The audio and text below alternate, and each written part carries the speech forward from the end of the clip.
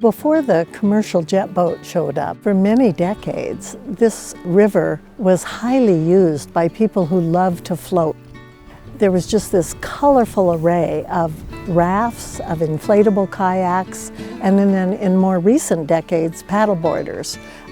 It was just like a parade, and people just enjoying the quiet of the river and the spiritual renewal that when you're floating, it gives you.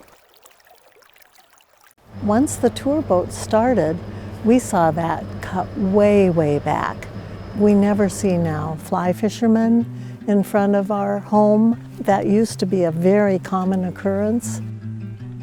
It started with parks doing a pilot project and allowing a commercial jet boat operator to start using the park to run tours.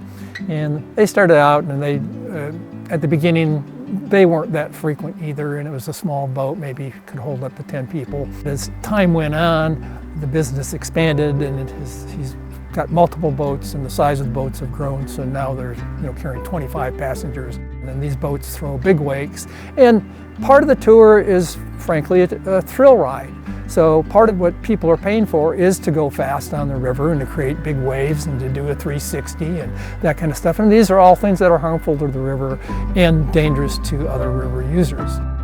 Unfortunately, State Parks has continued to support and basically prop up this private business. Because of the heavy use that's incurred since then, not only do you have the noise, but now we're starting to see a lot of bank erosion, loss of trees, increases in turbidity when they operate. They dislodge huge amounts of vegetation. So now we know what the future looks like if we continue to allow this. My concern is with all jet boats. The concern I've got is safety. There is no way they belong in the same water with people that are rafting or swimming or fishing. In addition to that, they leave a tremendous wake. It's an accident waiting to happen. Somebody is going to probably get killed or really maimed eventually. If we had a huge wide river like down by Grants Pass where it's deep and you can go around people, it's irritating, but there's been no fatalities. We don't have it here. There's too many blind corners. The cumulative effects will be pretty great. I mean, it will disrupt the ecological processes that are so important in maintaining the fish populations that the river's famous for. It's one of the few places in Oregon where you've got coho, chinook, both fall and spring runs, and summer steelhead and winter run steelhead. So it's a really spectacular river from that perspective. Unregulated, unabated going forward, you're going to see a decline in those fisheries, particularly the spring chinook and the summer steelhead that spend their summers in that part of the river.